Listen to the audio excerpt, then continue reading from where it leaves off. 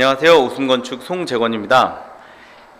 성수동 1가에 위치한 뚝섬 중앙 하이츠빌 이제 현관 부분 같이 자세히 보도록 하겠습니다.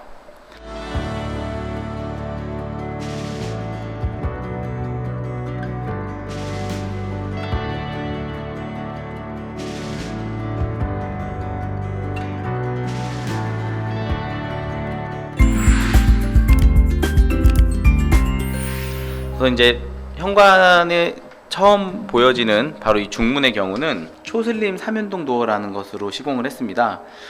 초슬림이라고 표현하는 것은 보시면 이제 이 도어에 어떤 이런 프레임의 두께 같은 것들이 상당히 얇다는 걸 볼 수 있습니다. 보시면 그냥 손 한 마디 정도 되는 그런 얇은 프레임으로 전체적으로 디자인이 되었다라는 걸 볼 수가 있습니다.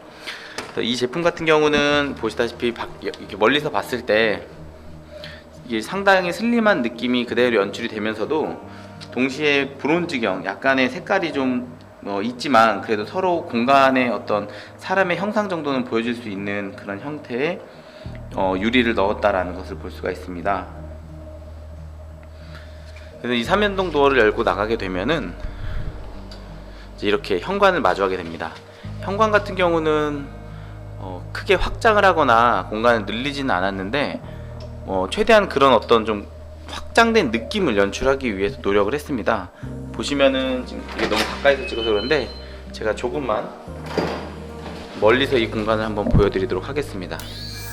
문을 열고 딱 들어갔을 때의 느낌입니다. 현관 딱 들어갔을 때 간접 조명이 상부하고 이렇게 하부하고 전체적으로 흘러나오다 보니까 일단은 그래도 이런 조명의 요소에 의해서 전체적인 공간의 확장감이 늘어나는 것을 볼 수가 있고, 또한 정면에 있는 이 중문도 초슬림형 도어를 쓰다 보니까 이 내부가 다 투과되는 것을 보실 수가 있어요. 그래서 실제로 이 현관 자체가 답답하다라는 느낌이 들지 않죠.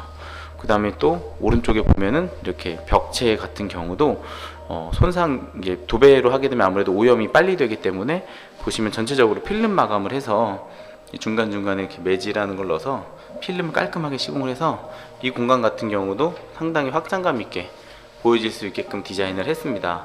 그래서 조명 같은 경우 특히 신경을 썼던 게 뭐냐면 위에서 정 가운데서 뚝 떨어지는 게 아니고 왼쪽에 간접 조명을 넣고 오른쪽 같은 경우도 오른쪽 끝에서 조명을 넣게끔 한 것을 볼 수가 있습니다.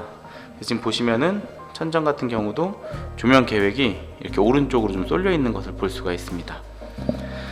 이런 확장감을 주기 위해서 또 신경 썼던 게 바로 왼쪽에 있는 이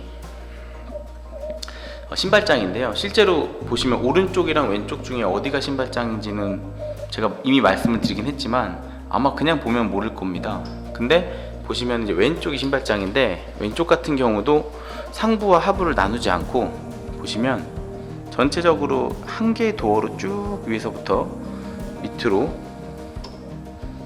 내려온 걸 볼 수가 있죠.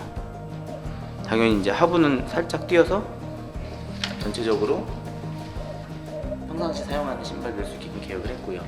근데 보시면 손잡이조차 없다 보니까 이것조차도 그냥 일반 벽체처럼 느껴질 수가 있습니다. 보시면. 근데 이거 같은 경우 이제 푸시풀 방식으로 해서 눌러서 여는 방식으로 보시면 푸시풀은 이제 이런 제품입니다. 눌렀을 때 이제 열리는 제품이고요. 손잡이 없이 눌러서 여는 형태로 디자인을 했습니다. 그러다 보니까 전체적으로 이 신발장이 신발장처럼 보이지 않고 벽으로 보이는 것도 어떻게 보면 현관에서 이런 깔끔한 이미지를 주기 위해서 노력했다라는 것을 볼 수가 있습니다. 하지만 이제 현관에서 이제 이런 옷 맵시나 이런 걸 보기 위한 것들은 당연히 안쪽 도어, 이쪽 도어를 열게 되면 안쪽에 이렇게 거울을 설치가 되어 있어서 이렇게 전신 거울로 필요에 따라서는 거울을 볼 수 있다는 것도 참고하시면 좋을 것 같습니다. 신발장 얘기가 나온 김에 마저 설명을 드리면 이 푸시풀도 은근히 쓸만해요. 보시면 이렇게 손으로 한 번만 꾹 누르면 열리기 때문에 이렇게 열고 반대편도 열게 되면 열리고요. 최대한 수납 같은 것도 이제 공간을 더 확장을 하지 않았기 때문에 수납 공간을 충분히 확보하기 위해서 보시면은 이 신발장의 높이 같은 경우는 약 15cm 정도로 아주 촘촘하게 쭉 위에서부터 아래까지 계획을 했습니다. 11칸이나 나오는 굉장히 많은 신발장이 나올 수가 있고, 아시다시피 항상 높낮이는 조절할 수 있게, 신발의 높낮이는 다를 수 있기 때문에 이 답오 처리한 것들은 이렇게 다 조절이 되지 않습니까? 높이에 따라서 이 선반의 높이를 오르락 내리락, 때로는 없앨 수도 있고요. 네. 이런 부분들까지 같이 케어했다는 거 참고해 주시면 좋을 것 같습니다. 현관 부분은 지금 말씀드린 정도 수준을 참고하시면 좋을 것 같고요. 공사 내용 관련해서 이번 공사에서 조금 더 어떤 부분 더 했는지 설명을 드리면, 도어 같은 경우는 전체적으로 필름 작업 진행을 해줬습니다. 그러면 동시에 보시면 오른쪽에 있는 도어 체크, 화이트색 계열로 구비를 해서, 이렇게 보통 실버로 많이 되어 있죠. 이 아이보리색 계열로 이런 소소한 소품들 같은 것까지, 이런 도어락, 말발굽까지 전체 다 디자인했다는 거 볼 수가 있고요. 또한 요즘 저희가 자꾸 디테일 신경 쓰는 것 중에 하나가 바로 걸레바지인데요. 지금 보시면은 이 하부의 걸레바지도 보시면은 안쪽으로 좀 들어가 있는 걸레바지입니다. 보시면 손이 이렇게 들어가 있는 거 볼 수가 있죠. 신발 같은 거 이제 신게 되면 이제 벽에 부딪히게 되는데, 이 부딪히는 면 같은 경우는 아예 벽체 형성 시 아예 벽에 매입을 했습니다. 그래서 측면에서 보게 되면 이렇게 안으로 좀 움푹 들어간 걸 볼 수가 있어요. 이런 어떤 소소한 디테일들도 좀 신경을 많이 썼다는 거 참고해 주시면 좋을 것 같습니다.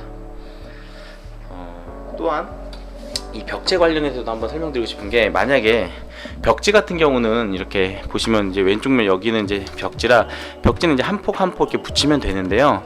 필름지 같은 경우는 이 전체적으로 이 필름의 전체 길이가 좀, 길이는 무한하지만 이 폭이 정해져 있기 때문에 폭을 넓게 하게 되면 이음매가 발생합니다. 그러다 보니까 항상 이렇게 일정하게 매질하는 거를 줘서 필름이 이렇게 감아져서 시공할 수 있게끔, 이쪽도 이렇게 감아져서 시공할 수 있게끔 준비를 해야만 마감이 깔끔하게 나온 걸 볼 수가 있습니다. 그러다 보니까 보시면 이렇게 그 모서리가 만나는 구간들, 특히 문틀과 벽체가 만나는 구간이 일반적으로 실리콘을 쓰게 되는데, 이렇게 매질을 주게 되면은 매지 안으로 다 감싸지기 때문에 굳이 실리콘을 쏘지 않아도 마감이 아주 깔끔하게 나오는 걸 볼 수가 있어요.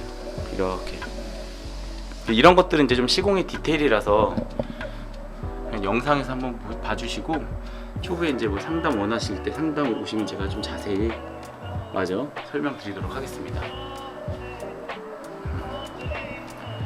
그래서 현관 부분에서는 이런저런 요소들을 많이 가미했었고, 하부 같은 경우는 이제 아이보리랑 잘 어울리는 이제 좀 밝은색 계열의 그레이 포세린 타일로 시공을 진행했습니다. 네, 그러면 이제 현관 소개 마치도록 하고 바로 거실로 가보겠습니다.